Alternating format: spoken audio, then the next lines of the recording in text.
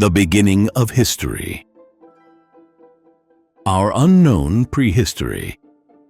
Pick up virtually any history book written during the 20th century which claims to tell a history of the world, and you will be presented with a very linear and straightforward story of the beginning of history in the first chapter or two. It runs as follows. Human beings evolved from being great apes hundreds of thousands of years ago in Africa. They then spread out around the world and triumphed over rivals like the Neanderthals. During the last ice age, some 30,000 to 25,000 years ago, they began to show signs of the ability to form more evolved hunter-gatherer societies, painting on cave walls and fashioning basic stone implements. From this point onwards, there was largely just a waiting game being played until the world warmed and the ice receded, and then farming replaced hunting and gathering as the main form of sustenance favored by humans. Once farming arrived, things like writing, religion, trade, urbanization, and pottery soon began, with ancient Sumer and Egypt emerging as the first complex societies from 3500 BCE onwards. Many elements of this basic story are broadly correct, but today we are beginning to realize that the prehistory of humanity is much more complex and colorful than previously realized. For instance, it is now understood that early societies did not simply abandon being hunter-gatherers as soon as they discovered the benefits of agriculture. Some groups continued to hunt and gather and only used agriculture as an ancillary to other types of food production. Others experimented with agriculture for a time before giving it up in favor of returning to hunting and gathering. Similarly, archaeological investigations of sites like the city of Çatalhöyük that flourished in modern-day Turkey around 7000 BCE, 4 millennia before the first writing systems were devised, have revealed that sophisticated cultures existed back in the Neolithic era. Thus, a more complex version of the story of the beginning of history is emerging in the 21st century, one driven by new archaeological and historical methods. This is the story of the beginning of history. The evolution of Homo sapiens. Modern human beings, known as Homo sapiens, evolved gradually over the last 2.5 million years. Our ancestor is Australopithecus Africanus, an early hominid that is the progenitor of several Homo types of great apes, including modern Homo sapiens.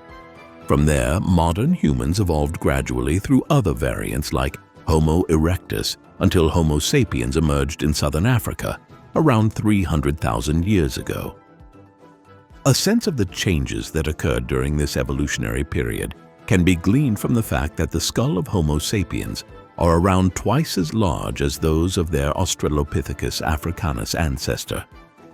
Homo sapiens would eventually win out in the evolutionary battle between early hominids, but they were far from alone among species which could potentially have developed to create complex societies.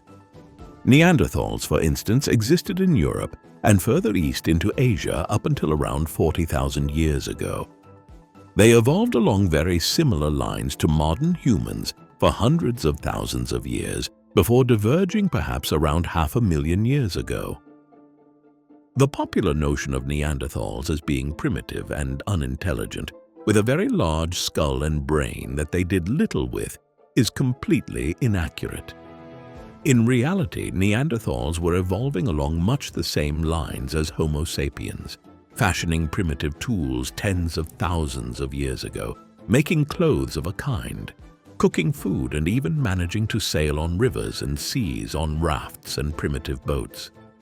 Their extinction around 40,000 years ago was not the result of their being far less evolved than Homo sapiens, but most likely owing to a combination of disease, inbreeding, climate change, and competition from a more aggressive and violent hominid, Homo sapiens. All of this played out during the vast Stone Age era, a period which is deemed to run from when the first hominids evolved millions of years ago down to just a few thousand years ago, depending on which part of the world is under discussion. The evolution of early societies. The shift from first evolving as Homo sapiens to creating complex societies where people began to use the environment around them to make their lives more comfortable was very gradual, glacially slow in modern terms. There were impediments to evolving, most notably how cold it was.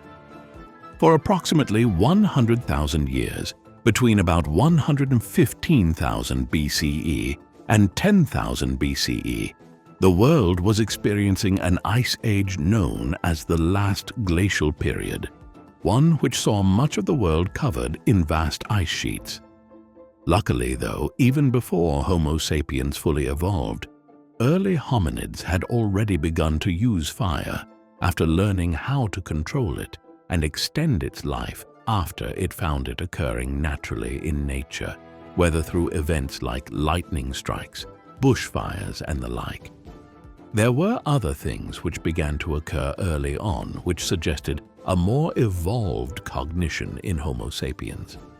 For instance, the earliest archaeological evidence of humans using material from their environment to fashion more comfortable beds to sleep in is now understood to date back as far as 200,000 years ago. The real major shift, though, in how Homo sapiens began to behave and interact with each other and the world around them began between 70,000 and 50,000 years ago, when behavioral modernity emerged. What this behavioral modernity involved was the ability of humans to mentally process their environment and come up with creative solutions to problems they were experiencing, or to utilize it in ways which expressed emotions beyond mere biological impulses. In short, Homo sapiens became more imaginative. This increased imagination found expression in many ways. For instance, humans began finding new ways of acquiring food by fishing or using weapons to hunt big mammals. They gained greater control over fire, and we find hunter-gatherer societies building large hearths that were sustained over lengthy periods of time to keep caves and other dwelling sites warm and well lit. They also began fashioning sharper tools out of stone, flint, and other substances like ivory and bone. Finally, there was a greater creative expression insofar as humans began burying their dead in ways which indicated social hierarchies and the expression of grief.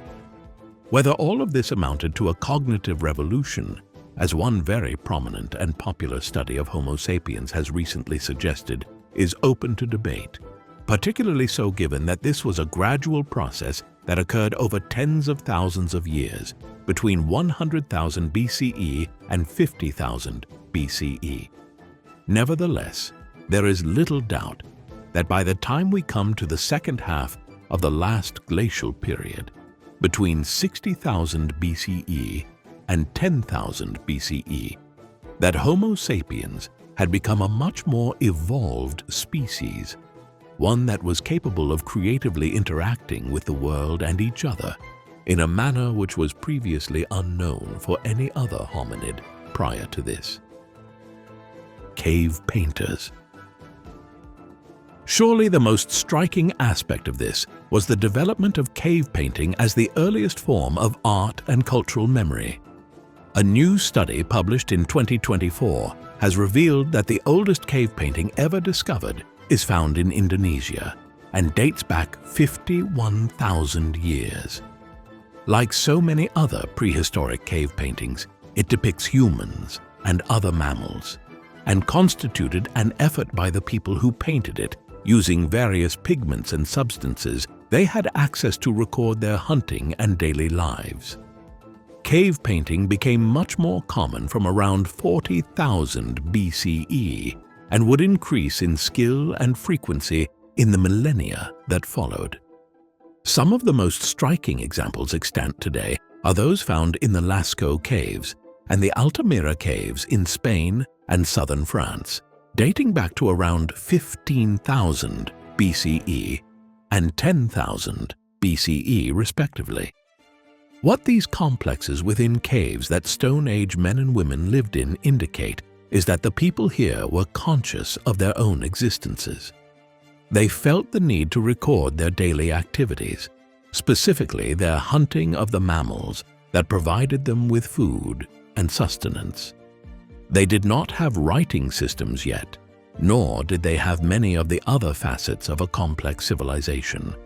But they were reaching towards these things, especially so when we consider that the earliest writing systems were pictographic, whereby the kinds of images that were put on cave walls were simply used as symbols for words. This was an emergent culture of sorts, and indeed the Magdalenian culture that flourished in southern France between 17,000 BCE and 12,000 BCE, and which produced the Lascaux cave paintings, had a claim to being one of the earliest civilizations of a kind, even before the last glacial period ended. Dolní Věstonice. One of the most striking examples of an early society is that found at Dolní Věstonice in the Moravia region of what is now the Czech Republic, or Czechia. Humans began living here next to a stream at the base of Mount Devon around 30,000 years ago. These were hunter-gatherer peoples who subsisted on hunting large mammals like mammoths, the woolly elephant creatures that provided people in the northern hemisphere with not just meat, but a wide range of other raw materials, such as ivory and fur in prehistoric times. There are archaeological remains at Dolní Věstonice that are very well preserved, and it has become one of the richest sources of information on human societies in Europe tens of thousands of years ago. For instance, burial sites have turned up skulls and other remains that have allowed for the reconstruction of what the inhabitants here would have looked like using modern scientific methods. They also indicate that lifespans were increasing, with numerous individuals being old enough to have been grandparents. Religious rituals were also emerging, and archaeologists argue that there is evidence here for what we would term shamans. One theory that has emerged in recent decades based on analysis of human remains from sites like Dolní Věstonice is that such shamans and religious figures tens of thousands of years ago were quite often people with physical abnormalities or some sort of cognitive ailment. For instance, a person who was prone to schizophrenia or epilepsy might have been viewed in prehistoric societies as a religious figure who was in commune with the gods. Possibly the most interesting element of the archaeological site at Dolní Věstonice is the discovery of numerous Venus figurines. These are crude statues of women with large breasts that are believed to have been used as fertility symbols, perhaps in some kind of ritual around conception, pregnancy, or childbirth. Hundreds of these prehistoric fertility symbols have been found in a vast region stretching from Western Europe to Siberia in northeastern Asia. But the largest concentration by far is in the region of Central Europe that Dolní Věstonice lies at the heart of. They point towards the broad emergence of a material culture here over 25,000 years ago, particularly so when we consider that while these Venus figurines were often carved from stone, ivory, or wood, some were made from fired clay, a proto-industrial process which was a forerunner of the later development of pottery. Humans here were getting smarter. Ice Age migrations. While the Ice Age was a very difficult period for early humans and the societies they were trying to create, it was also incredibly important in the development of humanity. Human beings often respond creatively to adversity. Consider that the Renaissance was born out of the appalling circumstances of the 14th century in Europe, when the Black Death caused by the bubonic plague and mass famines devastated the continent. Similarly, the first advanced human societies began to emerge towards the end of the last Ice Age at places like Dolní Věstonice and, as we will see shortly, No sooner had the ice receded than complex cultures began to appear across the world in the temperate zone lying near and north of the Tropic of Cancer. Another formative element of the Ice Age was the manner in which it facilitated human migration to regions which were previously uninhabited by Homo sapiens. The most striking example is found in the Americas. Up until 20,000 BCE, there were no humans in the Western Hemisphere. It is possible that humans began to move into North America from Asia as far back as 20,000 or so years ago. But most scholars and scientists of prehistoric America believe that the first human population of the Western Hemisphere did not occur until around 15,000 years ago. This was made possible as the world warmed, and it became possible for humans to migrate into the less hospitable parts of northeastern Asia. There they discovered that the Bering Sea, the large waterway separating the eastern limits of Russia from Alaska, was covered by an ice sheet known as the Beringia Land Bridge, a product of the Ice Age which allowed humans from Asia to essentially walk across the Bering Sea to Alaska. From there, they migrated southwards to the warmer climes of modern-day Canada, the United States, and beyond. This was just one example of late Ice Age migrations which began to shape the prehistoric world as we exited the Pleistocene. Others involved humans finally being able to move from southern and central Europe to places like Britain, Ireland, and Scandinavia as northern Europe became warmer. Yet some geographical regions remained unpopulated throughout the prehistoric era and well into even the Iron Age or medieval times. A striking example of this is Iceland, which was not inhabited by humans until the Norse migrations of the 9th and 10th centuries CE. The ice recedes and the fertile Crescent emerges. They would have been completely unaware of it, but by the time the inhabitants of Dolní Věstonice were carving their Venus figurines, the last ice age was beginning to come to an end. Around 20,000 BCE, the world began to gradually warm, and the ice sheets stopped expanding. Over the next several thousand years, they slowly receded at first, a process which made conditions warm enough for the intrepid first inhabitants of the Americas to travel north to the Beringia Land Bridge and then south again into the Americas. Around 12,000 BCE conditions began to warm much faster, and the last ice age could be said to have come to an end around 10,000 BCE. There is no explicit reason for why this occurred. Over hundreds of millions of years, Earth has flip-flopped between ice ages and more temperate eras around 17 different times, with the ice ages usually lasting far longer than the interglacial periods. This is related to how much sunlight reaches the Earth, and specifically the northern hemisphere. When the last glacial period ended around 10,000 BCE, it created a geographical legacy in one part of the world, lying near the Tropic of Cancer. This is the Fertile Crescent, something which was given its name in the mid-1910s by the British archaeologist James Henry Breasted. In his books, Outlines of European History and Ancient Times, A History of the Early World.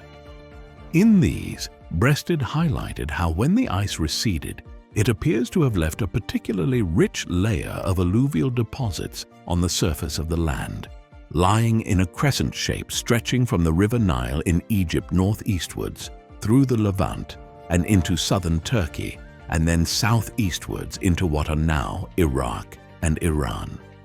The theory then followed that the earliest complex societies developed here over the next 7,000 years, as this was a region in which agriculture had very favorable conditions to emerge. As we will see, the adoption of agriculture is no longer viewed as being as linear and straightforward a process as this would suggest. but the theory of the Fertile Crescent still has much merit. What it argues is that the end of the Ice Age saw rich alluvial soil deposited on the Earth after the ice receded, and this created a sort of energy boon over the next several thousand years for more complex societies to take advantage of during a period of warmer weather. This would lead to a great acceleration in prehistoric human development and the emergence of the first proper Neolithic or Late Stone Age societies. Neolithic Beginnings. The theory of the Fertile Crescent has been challenged over the century since Breasted first put it forward. Elements of it have stood the test of time, though, as it has much to support it, namely the fact that it is in this region around modern-day Turkey, Egypt, Palestine, Israel, Lebanon, Syria, Jordan, Iraq, and Iran that we suddenly see a profusion of more advanced Neolithic or New Stone Age societies beginning to emerge as soon as the Ice Age had come to an end. It would be thousands of years before writing systems, organized religion, and state bureaucracies capable of taxing citizens and maintaining armies emerged. But already by around 9000 BCE, we begin to see some new innovations in parts of the Fertile Crescent. Stone tools and tools made from other substances become more sophisticated and of a better design.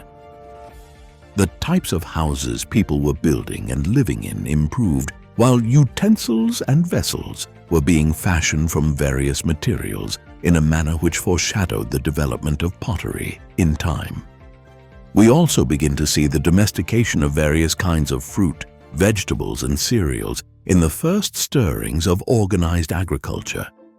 For instance, seeds from a fig tree of a kind which cannot but have been produced by a domesticated fig tree grown from cuttings from a wild tree have been found in archaeological sites at Jericho in the Levant, dating to around 9000 BCE. Still, it was not all benign progress. Jericho was also one of the first human settlements in the world. A primitive wall was built around to protect the inhabitants from violent outsiders who wanted to rob them of their goods.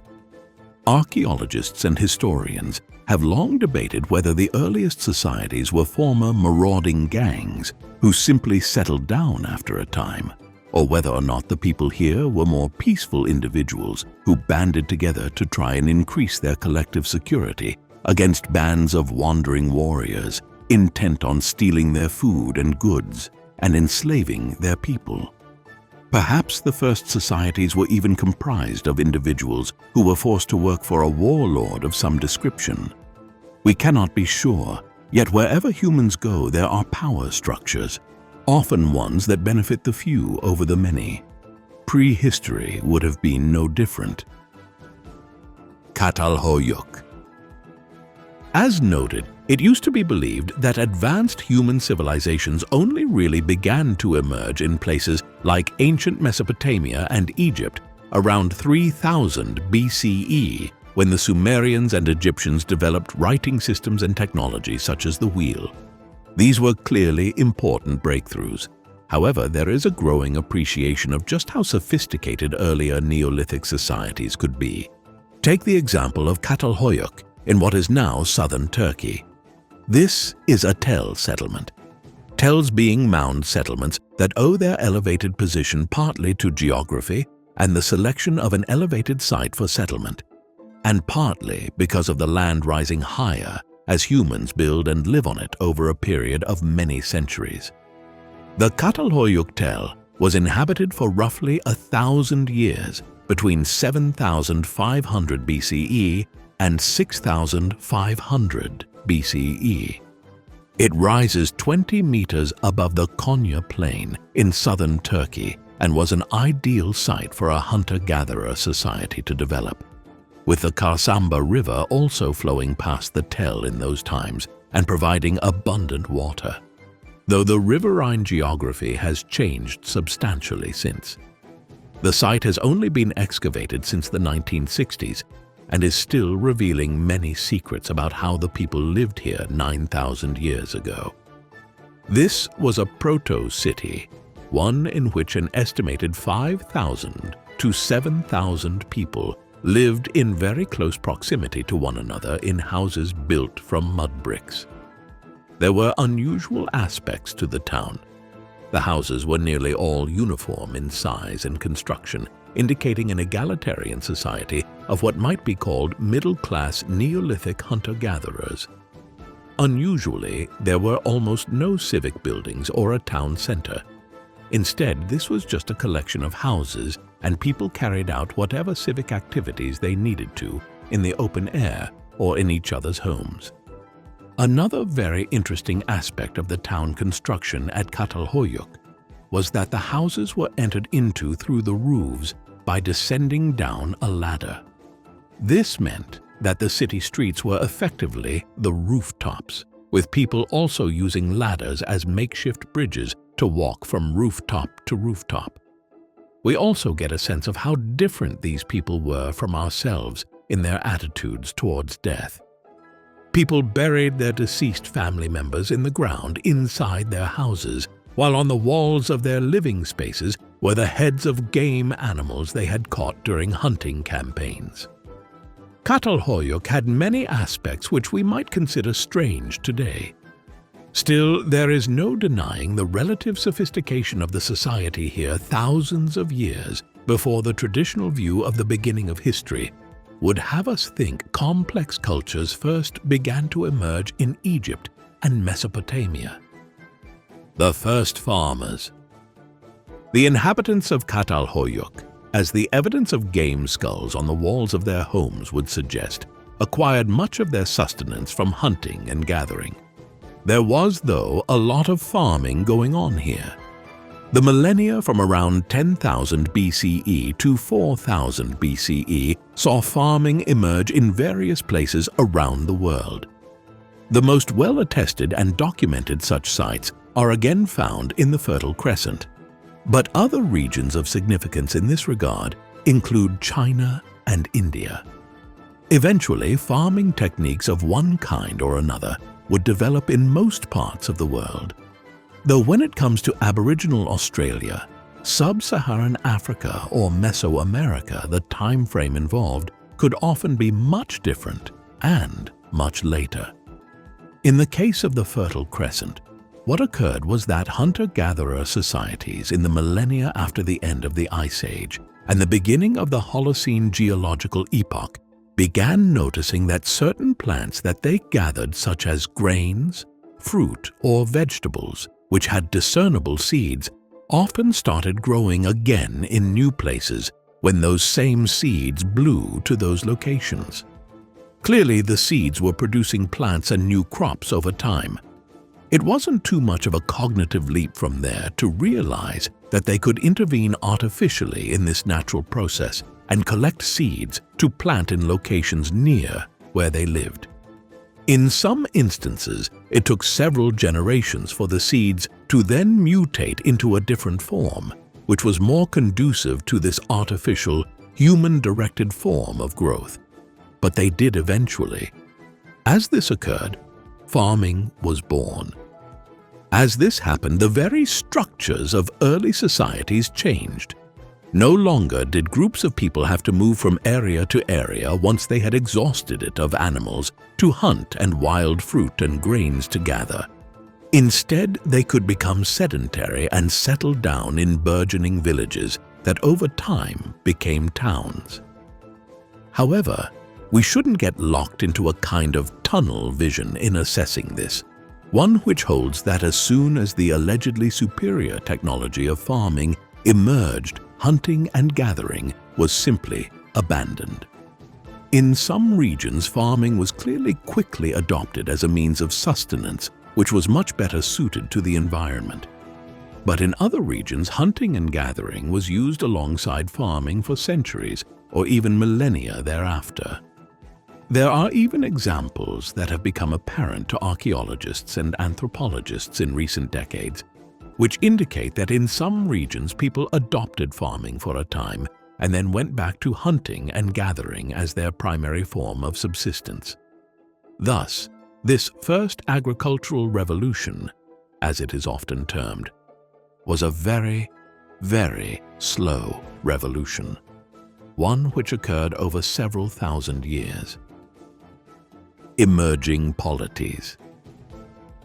One of the things about the beginning of history which remains very mysterious is how the first polities emerged. A polity is a state or political entity, be it a kingdom ruled by a monarch, a city-state, a republic, or any other form of political system. They are marked by things like a central government, civic institutions, and, importantly, though often annoyingly, taxation, whereby wealth and goods are redistributed to support services that benefit everyone within the community. The first clearly identifiable states, or polities, are those which emerged around 3000 BCE in ancient Sumer, Egypt, China, and then in places like the Indus Valley, on the border between modern-day India and Pakistan. These produced the first kings in recorded history, Narmer in the case of Egypt and Ululim in the Sumerian instance. However, there were clearly earlier polities in existence centuries or even millennia before this. The only thing is, we don't know how they functioned. Take the example of Çatalhöyük. Given the size of the settlement, the fact that disputes would have arisen periodically between the inhabitants, and that certain aspects of life in the town, such as the ability to fight fires or manage their water resources, would have had to have been collectively managed. There must have been some form of government here, no matter how primitive it might have been. We are into the realm of conjecture here, but there would have been thousands of years between 10,000 BCE and 3000 BCE, during which many settlements like this had leaders or even rulers. Perhaps they were wise, benign rulers who governed by consent. Perhaps these communities were actually governed quite democratically by groups of individuals. Or perhaps they were much more aggressive, inegalitarian societies in which the most violent members rose to the top of the social pyramid. Most likely all of the above occurred in various different places and times. What should be clear, though, is that polities existed during these millennia. The only reason why we do not know the names of the individuals who held political power in these early societies is that writing had not yet been invented with which to record their names. As soon as the first writing systems were devised in Egypt and Mesopotamia, we begin to find evidence of rulers, namely the aforementioned Narmer in Egypt and Ululim in Sumer. Often, geography and other circumstances continued to massively shape how prehistoric and primitive societies developed, sometimes in very unexpected ways. For instance, on the western coast of North America, there is a dividing line around the modern-day junction of the states of Oregon and Washington. South of this line, societies developed along the coast which were much more egalitarian and did not engage much in slave ownership. Conversely, north of this line into Washington and the western parts of modern-day Canada around British Columbia, we find societies in prehistoric times which were much more unequal and in which slavery was a major component of native life. Anthropologists now believe that the reason for this is to be found in the geography of the two regions and the resources available. In California and Oregon, individuals subsisted as hunter-gatherers, foraging for acorns and other goods to live off of. They had little need for slaves to provide large amounts of labor, and in any event, if they foraged too much, their gathered goods would rot before they could be consumed. Slaves would simply be more mouths to feed and offer little benefit. The direct opposite applied to the north. The people here primarily subsisted on fishing. The fish needed to be caught at particular times of the year, then gutted, cleaned, and salted for preservation. This was work which involved intense seasonal work at certain times of the year and required large amounts of labor, thus making these societies far more likely to become slave-owning and unequal. There are few more striking examples of how primitive societies, often in close proximity to each other, could develop in strikingly different ways based purely on geography and the kinds of resources available locally. Differing timescales. Skara, Brae, and ancient Sumer. By the 4th millennium BC, numerous societies were evolving towards the Chalcolithic period, what used to be termed the Copper Age, and the first development of writing systems, trade, organized religion, widespread urbanization, and the invention of things like the wheel. From there, we arrive to the pyramid-building societies of Old Kingdom Egypt, the first policies of ancient China, and the Sumerian city-states of Mesopotamia. The latter, in particular, is viewed as the first very complex society, a major bridging point between the end of the prehistoric period and civilization as we understand it. Yet we need to be wary of such dividing lines. This was only the story of the Fertile Crescent and certain parts of the world lying between the 40th and 30th lines of latitude north near the Tropic of Cancer. Things were different elsewhere, and the beginning of recorded history came much later. Consider that around 2700 BC, when the Great Pyramid at Giza outside Cairo was about to be built, and the people of Sumer had been using their writing system, cuneiform, in their many cities along the course of the rivers Tigris and Euphrates for several centuries, most of northern and western Europe was still living firmly in the Stone Age or Neolithic era. Some of these societies, such as Skara Brae on the Orkney Islands off the coast of northern Scotland, were sophisticated, but they were still Stone Age societies. In centuries to come, when Europe had progressed through the Iron Age to the medieval era and beyond to the early modern period, parts of the Americas, sub-Saharan Africa, and Australia were still living in the Stone Age. There are cave paintings in Argentina of a kind not dissimilar to those found in southern France from 15,000 years ago. The only difference is that some of these Argentinian cave paintings date to the era of the Roman Empire in Europe, highlighting again how different the experience of societal development and the beginning of recorded history was in geographically distinct parts of the world.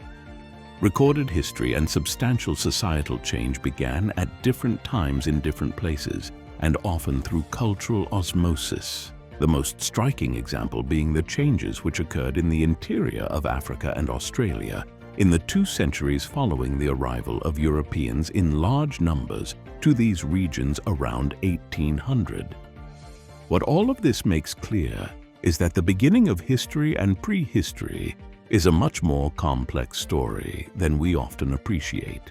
If you enjoyed this video, hit the like button, subscribe to the channel for more content, and let us know your thoughts in the comments. That's it for now. We'll catch you in the next video.